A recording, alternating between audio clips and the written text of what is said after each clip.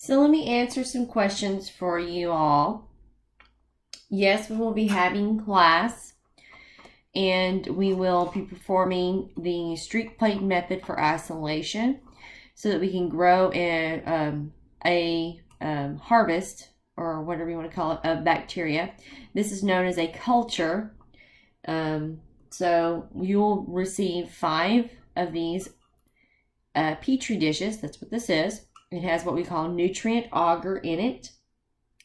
So first things first, we'll need to label these. You'll have 5 total.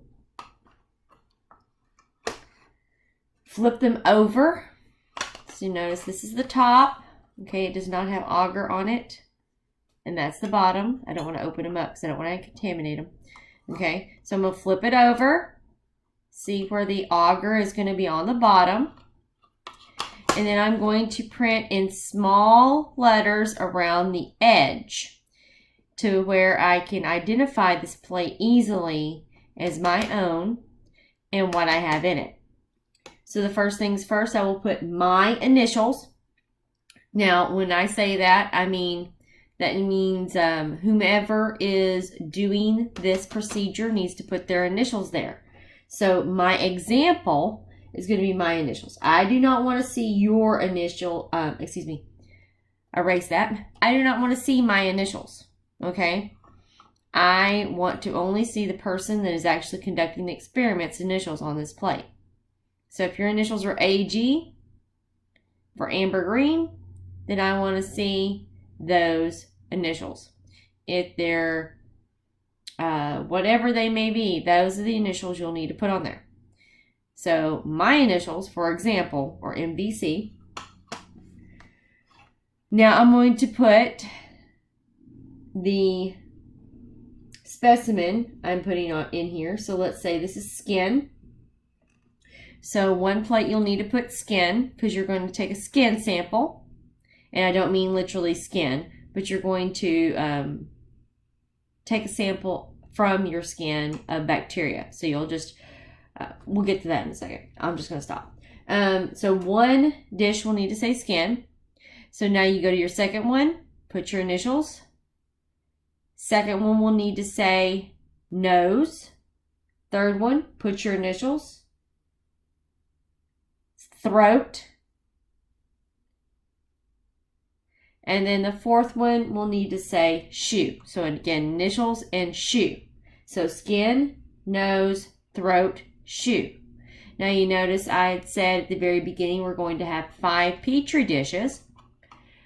The 5th one will say control. All right, so now I've labeled it with my initials here, the location of the specimen, and then the type of agar. The type of agar is nutrient agar. So I put NA. You notice how I'm trying to keep it up as far in the outside edges as possible. So this way I'm able to see more of my specimen more easily and I'm not getting blocked by all of this marker. Okay, so I've got that done. Now I'm going to bring it over here. I shouldn't say bring it over here. I'm just leaving it right there. And I'm going to streak it. So this one is my skin sample. And you'll use a cotton swab applicator. I'm trying to see where they say cotton tipped applicator right there. There's a package of 2 in here. When you receive these, they are sterile. Okay? So we are going to literally do what we call streak the plate.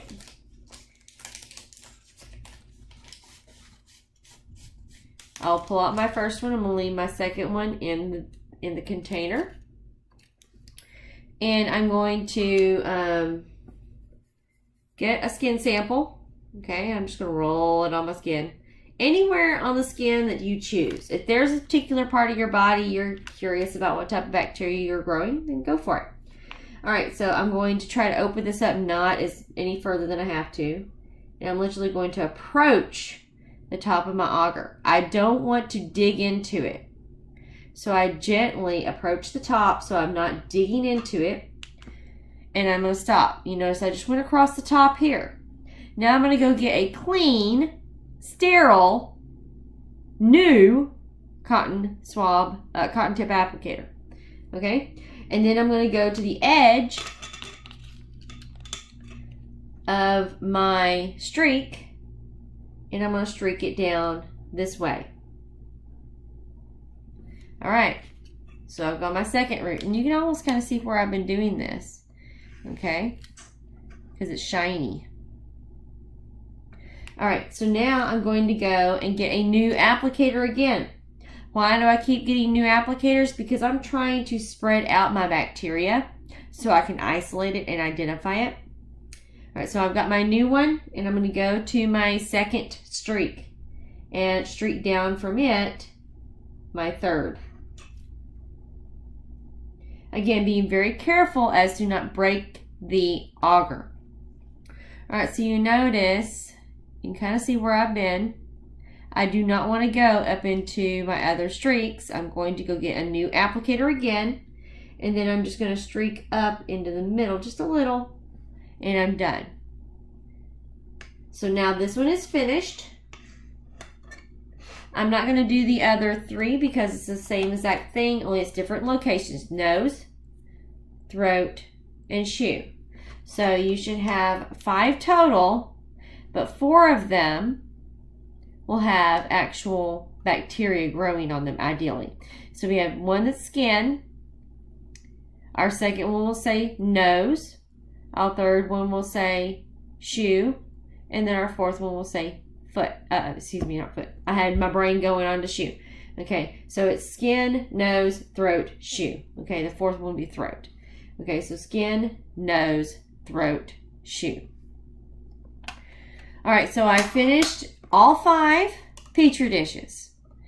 The 5th one is control. All you want to do is leave it closed. Do not open it. Write your initials, control, nutrient agar. Now we have all 5, let's say, and they're ready to grow, to go into the incubator so we can grow our culture of bacteria. So we're going to take these, all 5 of them, and I just have some stacked for general purposes. I don't care how many I have because I want you to make sure you have 5. Okay, so, and I just want to give you the example of what we're going to do. So these need to be upside down when they go into the incubator. All right, so they're upside down. And the reason why they need to be upside down is a lot of times we'll get condensation in the dish, and then it's going to pull on top of the bacteria, so it hinders the growth. So we flip them upside down, and this resolves that problem. And we're going to place it into the incubator, and I'll show you where those incubators are. And we're going to grow our bacteria cultures. Now, this is parafilm, and you'll see a little piece that says this. This is the piece that's going to have to be torn off, and then you'll take your waxy parafilm. This is really cool because it doesn't stick to anything, right? Okay, well, let me stretch it. Be careful not to stretch it too much. Now it's sticking. So now I'm going to take it, stretch it. Now be careful when you do this not to push down on your Petri dishes because you're going to break them, and then you'll be very upset that you worked so hard to get all these cultures made, and you're going to wind up breaking your Petri dishes, which it does happen. Okay. All right, so now I've secured them together. They're on. And a lot of times what students will do is write something very distinctive to them on the actual parafilm. So I'll almost hate to write something specific, something on here, because then students will be like writing the same thing. But there's my initials. Okay, or put you a little smiley face on there. Some people, if you all put smiley faces in, you're going to be in trouble. But this way you can quickly take a glance at this stack of Petri dishes, and you know that's yours.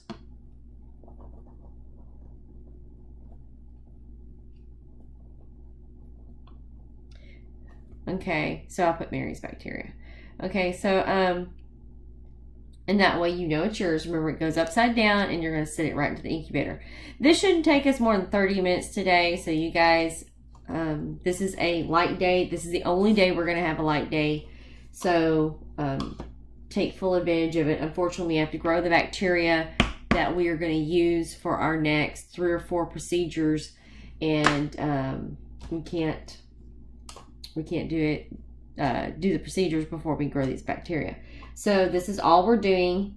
You're not turning anything in with this today.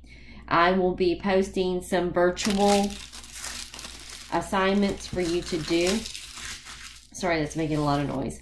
I'm throwing the parafilm away. I will upload the virtual assignments. Let me go ahead and finish what I'm saying. There's 2 of them, for staining and for colony morphology. And those are things that you're going to need to go ahead and do before labs next week. All right, so do not come into class without it done and then expect me to turn it on, because it's not going to be open. It will close on Sunday night. So I'm going to go ahead and open those up. You'll notice that they've been there. You just didn't have the material to be able to read, to go through and be successful in the quizzes. So the colony morphology virtual quiz and the staining virtual quiz, I'm going to go ahead and open those up, and they'll be due by Sunday night. I'm trying to think of anything else I need to say. Don't hesitate to call me or text or email me if you still have questions. Yes, we are having lab. No, it will not take long. Please do not walk into the building because I have to take your temperature before you walk in the actual building. Or at least that's what I'm supposed to be doing. So please meet again in the same corner we did, over between the E building and the administration building in the far back. I believe I want to say that is the southeast corner. And I believe that is all I need to talk to you about today. And I will look forward to seeing you for lab.